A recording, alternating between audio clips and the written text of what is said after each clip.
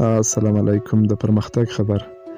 د بدخشان شورابک بند کې په ازمایښتي توګه اوبه زیرمه شوې.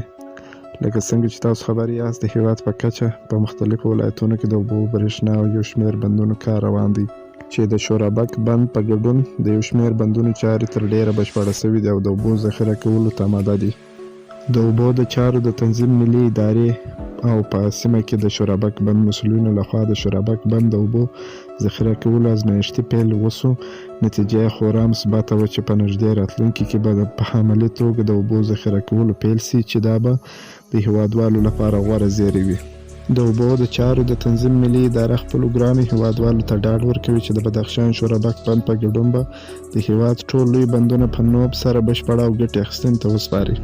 دا و زموږ د نن ورځې ویډیو. که مو ویډیو خوښه شوې، ویډیو ضرور در سره لایک کړئ، چینل در سره سبسکرایب کړئ. تر بیا د الله په امان.